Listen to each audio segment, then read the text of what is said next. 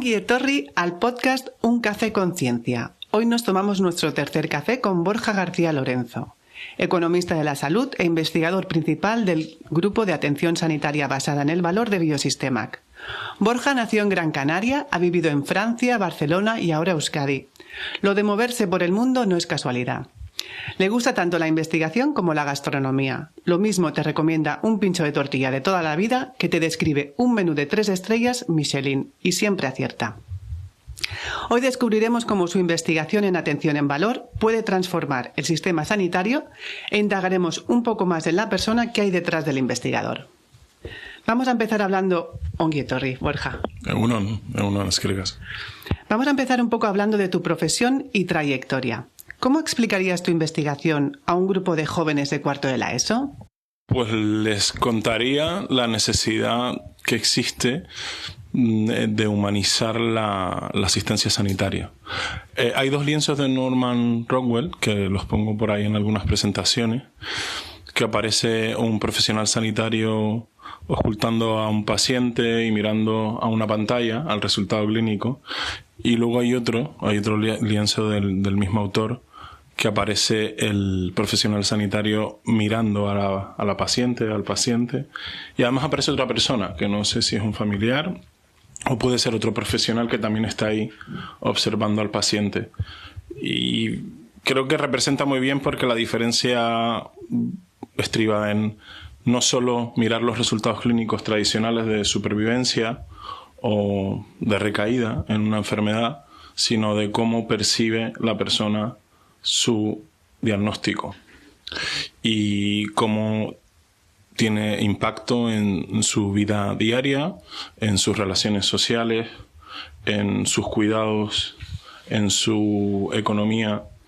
Entonces es una mirada que dicen los manuales que pone al paciente, a la paciente en el centro, y creo que tiene razón, pero que tiene todo esto detrás que les estaba contando y que Norman Rockwell pone sobre el lienzo para mí perfectamente. ¿Qué es lo que más te engancha de tu trabajo y por qué? Creo que hay 2 grandes cosas. Uno es el darle vueltas a las cosas y pensar con tiempo de calidad, que a veces no se tiene, pensar rodeado de compañeros y compañeras multidisciplinares, además de iguales, sino también con otras formaciones. Creo que es importante cada vez más. Y lo que más me ha enganchado también es comunicar. No tanto en la comunicación, la diseminación en vivo, sino en escribir. Creo que es importante escribir lo que uno hace, ir escribiéndolo y anotándolo, pues como lo puede hacer en un diario, como lo puede hacer para otro tipo de obras. Entonces, escribir te permite visualizar y revisar lo que estás haciendo, compartirlo, leerlo para ti, leerlo para los demás y corregirlo y mejorarlo. Entonces, a mí me ha enganchado mucho esto de escribir, sí. ¿Qué te voy a decir yo de la comunicación? Cuéntanos algún momento de tu carrera profesional que te haya marcado, para bien o para mal.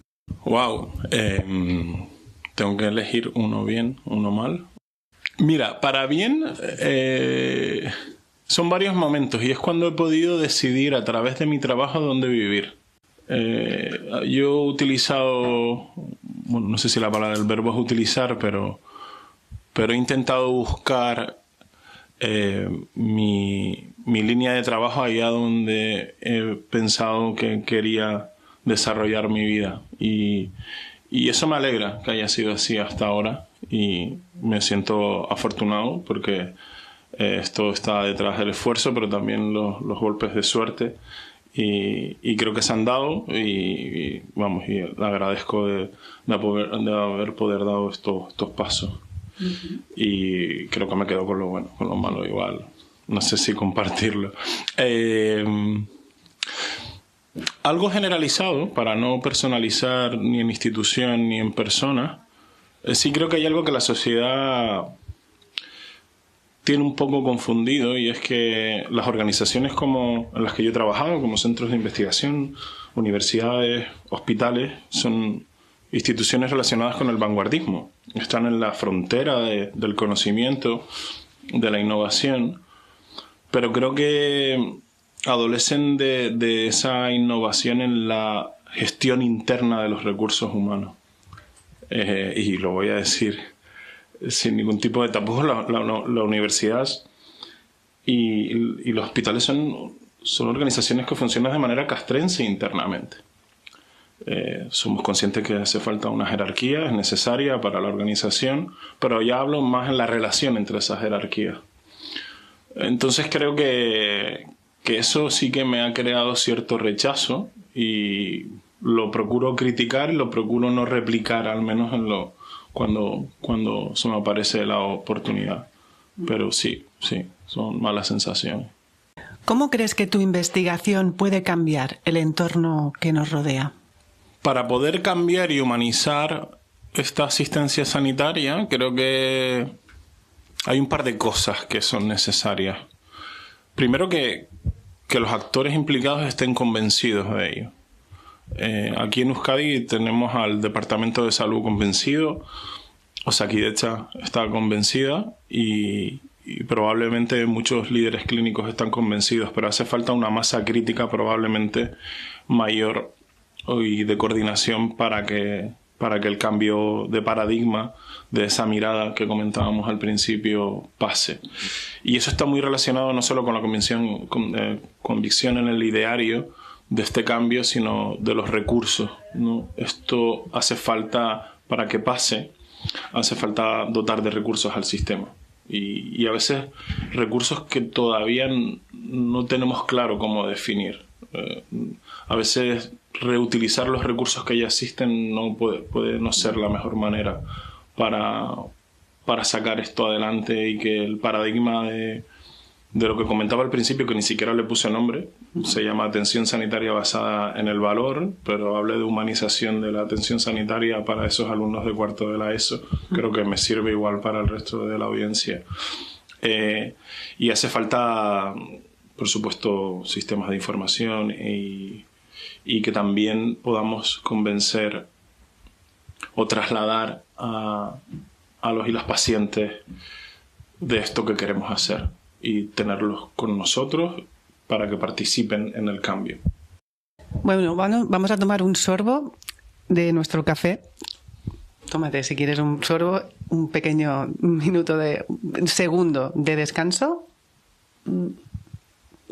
Y cuéntanos un poco más de tu día a día. ¿Eres más de café, de té o infusión para empezar la jornada? Yo soy de sol. Mira, días como hoy, que entra el sol por la ventana. No, me tomo un café en casa y luego si hace sol en la oficina y en el camino, pues se agradece. Pues tuve una pareja actriz de teatro que se vino un día con mis colegas de profesión y estábamos en alguna fiesta, en algún sitio, en un asadero.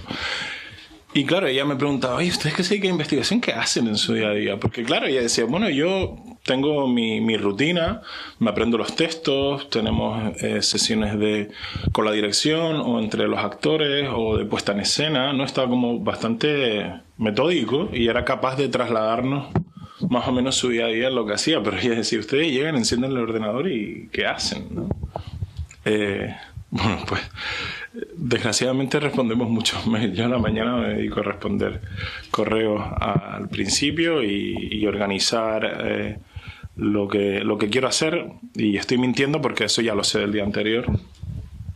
Entonces simplemente vuelvo a intentar verificar que eso es factible y que no son sueños, ilusiones de lo que quiero hacer en el día. Procuro dedicar tiempo a pensar. No es fácil encontrarlo en según qué situaciones, y aislarte y a dar vueltas y luego buscar los tiempos para compartir el trabajo, ¿no? Y a partir de ahí hacer planificación y organizar. Entonces, el siguiente paso, probablemente, cuando uno hace este trabajo individual y lo comparte, viene la parte más bonita a veces, que lo decía al principio, con la que disfruto, que es escribir y trasladarlo en un papel lo que estamos haciendo y volver a compartirlo. Eso muy resumido. Estoy resumiendo bastante lo que puedo hacer en un día cualquiera de mi trabajo. Y en ese día a día, cuando trabajas en algo muy complejo, en alguna evaluación un poco más compleja o difícil, ¿tienes alguna rutina o manía curiosa? No, creo que planificar.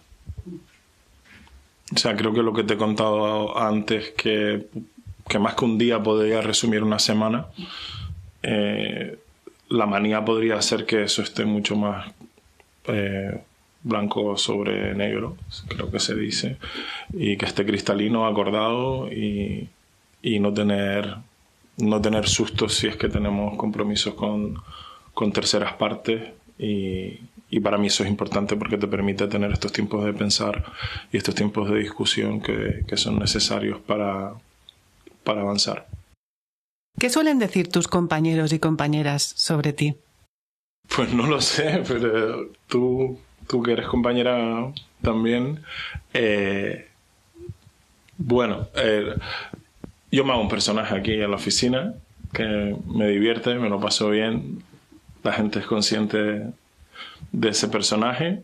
Creo que dentro de el día laboral, pues para mí es fundamental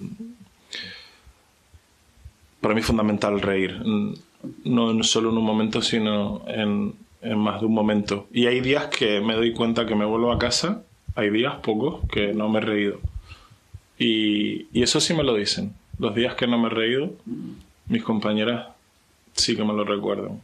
Entonces, eso, creo que eso te está respondiendo un poco.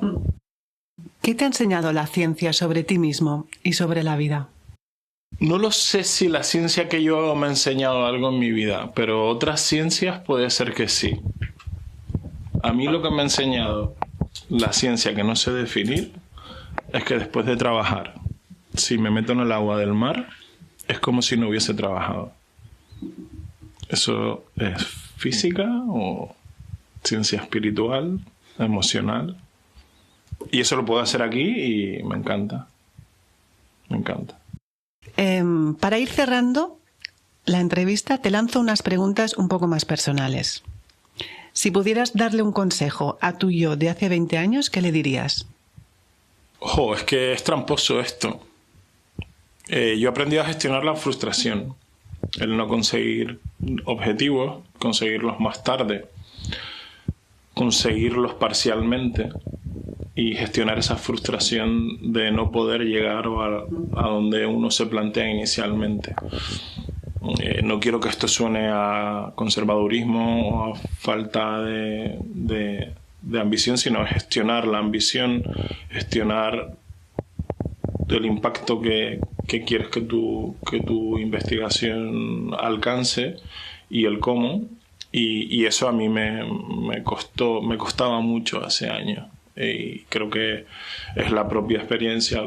He tenido la suerte y la voluntad de trabajar en diferentes ámbitos en investigación. He hecho investigación en la universidad, hice investigación en centros sanitarios, en servicios de salud y ahora aquí también para el Departamento de Salud, en el Instituto Biosistemas, y funcionan de manera diferente, hacen investigación de manera diferente, con fines diferentes, probablemente.